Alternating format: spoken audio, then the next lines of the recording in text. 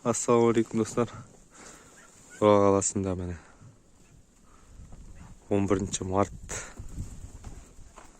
қар дейтін күй жоқ. Қар деген. Міне қар деген. Сәмен жауып тұрған жол жоқ қой, жол шығатын. Қар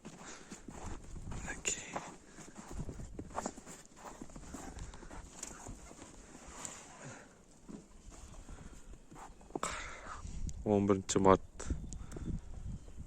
қар осылай